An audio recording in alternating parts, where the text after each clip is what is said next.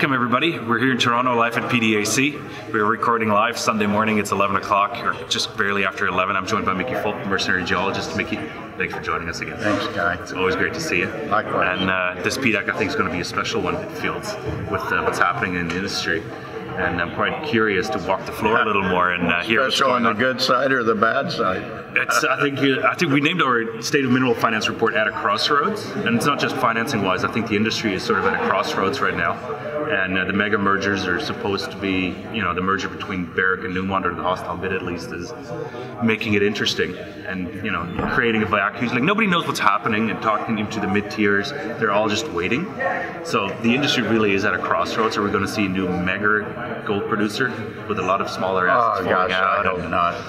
So I have reasons for that. Okay, but we'll get into that in a second. So we're going to continue with the regular program. We're going to talk about the Oreninc Index real quick. You're probably going to update us on gold, copper, metal prices in general, and we got our number of the week again. All right. So we're going to do this properly. Okay. All right. So I'm going to start us off real quick with the Oreninc Index. We haven't published the numbers for this week yet, but it's looking a bit grimace out there right now again after we had a tremendous week last week with 2 bought deals over $50 million in total and a total index score of over 68, which was really good.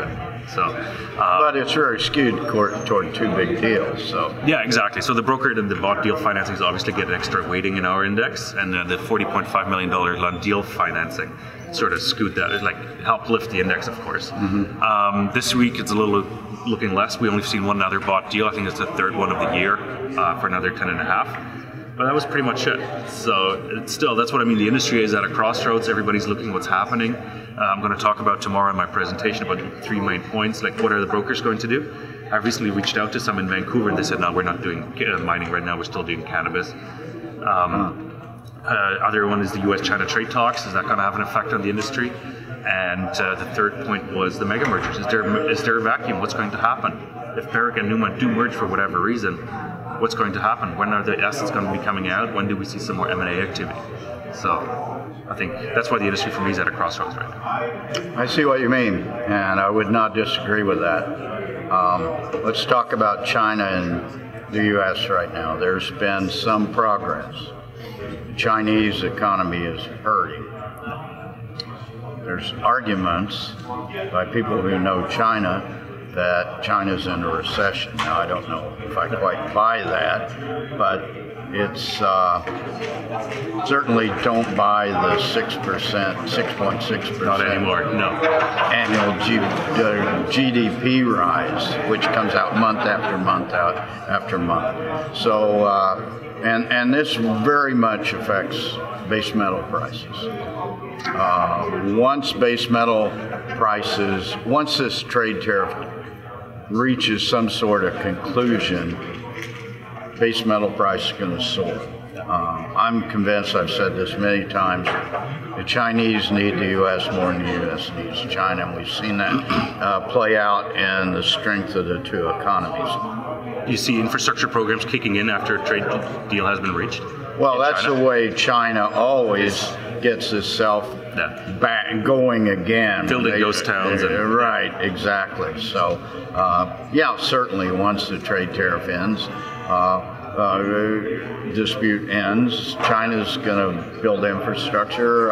U.S. is going to build infrastructure too. So that's very good for the base metal complex. I mean, it needs to. I was just at the Miami airport last week, and that airport needs a haul over. That's a third world. That's a tear-down building. Yeah. Oh, yeah. It's been horrible for 25 years. So then let's look at the price of gold. Gold took a big tumble on Thursday, both Thursday and Friday. It's broken resistance at 1,300. It had a high on February 19th, closed at 1,340, closed Friday at 1,293, and it blew through that resistance at 1,300. If it does not recover in the next couple of days, it could go lower. The seasonality, the seasonal rise of gold is finished. It finished on February 28th. That's what it always does. The drop on the 28th and March the 1st was quite surprising to me. It's always part of the PDAC curse, right? You can blindly short sell gold stocks and gold. Yeah, but that's gold stocks, and you can't conflate gold stocks with the gold price. So this is unusual. because usually the price of gold flatlines from March till mid-May, and it hasn't done that this year. But we're only one day into it, so it needs to recover. Otherwise, it's broken resistance. It could go lower. Yeah. So base metal prices, you mentioned you see a big explosion happening. What's your focus here at the conference, obviously? What are you looking at? Are there any, I would say particular companies, I don't want you to name any names, but are you having an industry focus, a commodity focus here at this conference? Yeah, I don't really come to this conference to find new companies. I may. Yeah. It's not the goal. The goal is to get as many on-camera and podcast appearances as I can, and it's great for that. That's what I do. I want to talk a little bit about this mega merger that is not going to happen, in my opinion. So we've done a lot of work on this during the bull market, 11-year bull market, 03 to 2013. None of the majors were profitable. Major gold miners were profitable at best. Randgold's 4 of 11 years. At worst, Barrick, Newmont, Goldcorp at 2 out of 11 years where they actually profitable in the biggest bull market for gold ever. So the idea that Newmont can take over or merge with Goldcorp and that's good for shareholders is ludicrous, or let's say ridiculous, because you're taking 2 companies that have not performed and you think you're going to combine them and make a better company. I don't think so. And now Barrick has thrown some hostile shareholder proposals at Newmont's annual meeting that would lead to Barrick taking over the combined Newmont Goldcorp.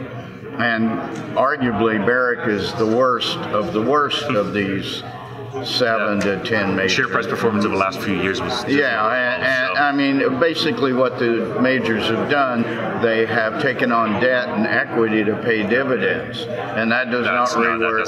That does not work. It's like paying for your expense with a credit card. So to me, it's dumb, which is Newmont, dumber, which is Goldcorp, dumber, and dumbest, which is Barrick, that they would think that will benefit shareholders. What it will do is no matter what happens, even the Randgold-Barrick merger, which made a lot of sense, especially putting the Randgold CEO into the CEO position at Barrick, but other than that, all it's going to do is it's going to result in a bunch of properties being spun out in other entities. So a lot of mid-tier producers came out the mid-tiers will prosper if this occurs. And the juniors will prosper too, because there'll be a lot of exploration plays. I was going to ask you, because you got some more gray hair in me, and I'll never catch up. I don't have much years of experience to you, but you've seen a couple mega mergers. You've seen Barrick by Glamis and all that, so you've seen assets come out of that. How long has that taken to materialize those assets coming out? And well, that's a good question, and I would have to think of that. But I think just off the top of my head, I would say the 1 to 2 year post-merger is when you're going to see a lot of things moving out. So do we see a vacuum in the next 6, 9, 12 months in the M&A space? I have no idea. M&A space is not what I do.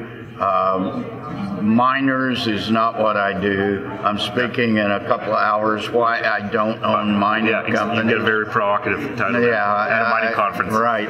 Well, an exploration and mining conference. 90% of the companies here are exploration companies, maybe 95%. Yeah. No, I walked the floor a little bit. So there's a big difference, but conflating exploration and mining, it gets under my skin about as much as conflating gold and gold stocks. Completely different businesses. Yeah. Good. I'm on your hate list. No, it's good. So, as always, we finish with our number of the week. What did you pick this week? What number? 4.5. 4.5. Is that the real GDP in China? No. I actually think that's a good guess. I think it's probably less than that, but no one knows. That is the return on gold from December 31st to February 19th, it was up 4.5%. Yeah. Now it's, as of Friday, for the year, it is up $10, and that's 0.3%. So we've given back all the upside to gold that we saw in January and February. As of Friday, gold needs to go up. It needs to get above 1,300 again, or it could be could go lower. I hear resistance levels are at 1278. Yeah, somewhere in that area. I would guess 1270. 1280. 1270 and 1280, yeah. So that'd be interesting. Yeah. Well, you want to hear my number? Yeah, absolutely. Minus 50%. I have no idea. The money's been raised by TSXV and TSX companies in the exploration space. It's minus 50% last year. In 2018, it was minus 50% compared to the year before. From 2017. So it's yikes. Mind-boggling. We're still in a bear market. That's why I mean, like, we're definitely in a bear market. We're at crossroads. We got the mega mergers that are sucking out all the air. So that's why this conference, especially this year, seems loaded. So some good crossroads. Exactly. It's good. It's going to be the buzzword. I'm going to use that a lot. All right. Sounds good. Mickey, as always. Thanks for coming on. All right. Thank you. Take care.